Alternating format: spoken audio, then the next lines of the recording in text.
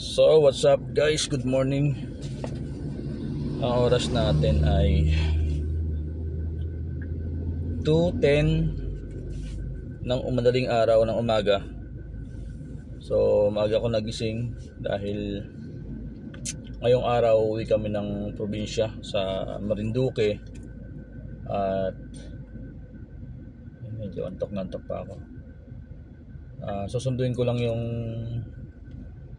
mga kapatid at saka magulang ko sa Binyan, Laguna. Then nandito tayo ngayon sa Muntinlupa. Sunduin ko lang sila sa Binyan, sa Laguna, then diretso na tayo. Dahil ang hinahabol namin na oras ng barko is 8 AM. So almost 3 hours yung biyahe going to Lucena sa port, Lucena Port. Kaya ganito kami aalis. Kailangan makaalis kami ng Binyan, Laguna ng 3 AM para kahit hindi kami nagmamadali, maabutan namin yung biyahe ng barko na pang 8 ng umaga. So sa barko almost 3 hours din yung biyahe from Lucena to Balanacan Port sa Marinduque. Kaya 8, 9, 10, 11, so mga 12 o'clock ng tanghali baka nandun kami sa amin sa Marinduque. Pero from Port of Marinduque babiyahe pa rin kami ng siguro mga 1.5 hour para makarating sa mismong bahay namin. So yun guys, uuwi kami doon para meron lang kami nga asikasuhin. At the same time para na rin makapag-enjoy, makapagbakasyon dahil matagal na kami hindi nakaka-uwi sa probinsya. Lalo na ako, almost siguro 2 decade na, 2 taon na, ay 20 years na ako hindi nakaka-uwi.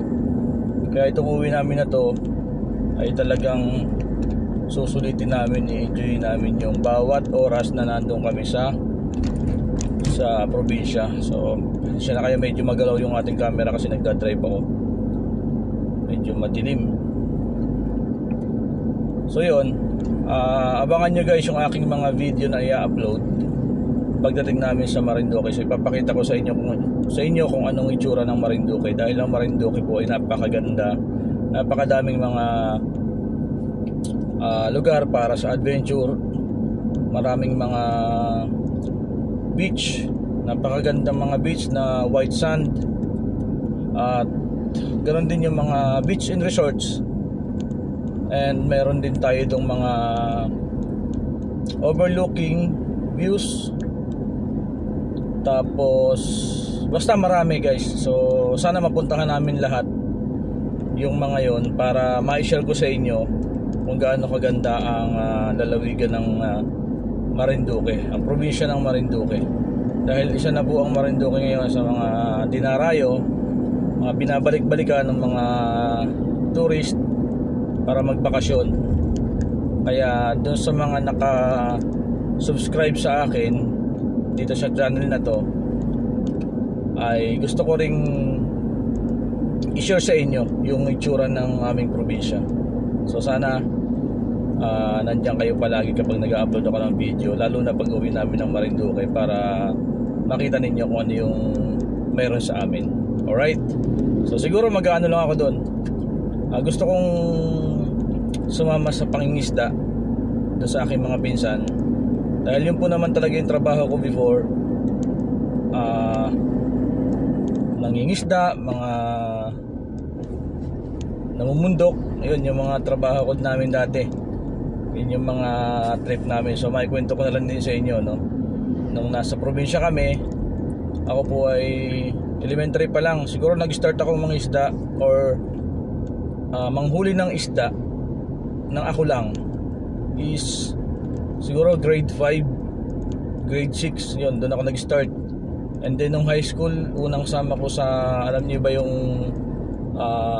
bangkang malaki na panghuli, ginagamit sa panghuli ng isda. Ang tawag sa amin nun is pangulong or di kaya taksay. So sumasama ako dyan. At nakarating na rin ako ng Romblon. para mangisda kasama ng taksay. Di ba? So minor pa po nangingisda na ako, kaya dito sa Laguna, Muntinlupa or saan man dito sa Manila, hindi nila ako talaga pwedeng lukuhin pagdating sa isda. Dahil minsan, di ba, pag alam nilang hindi ka marunong sa isda, sasabihin ng iba, talakidok, kahit hindi naman talakidok. So basta hindi nila ako basta-basta maluluko sa pagdating sa sa klase ng isda na bibilin ko. Dahil yung mga nagtitinda dito sa palengke ng Manila, Laguna or saan man yan, ay mas kabisado ko kung anong klaseng isda yung itinitinda nila kaysa sa kanila. So yun lang guys. So abangan nyo ako sa aking mga upload na video. So siguro tingnan ko mamaya kung makapag video ko dito sa Port of Lucena para ma-share ko rin sa inyo yung aming pagsakay sa barko, kung paano yung diskarte, kung paano kami makakasakay sa barko. So pakita ko sa inyo mamaya. Alright, so yun lang, abangan nyo guys yung aking upload.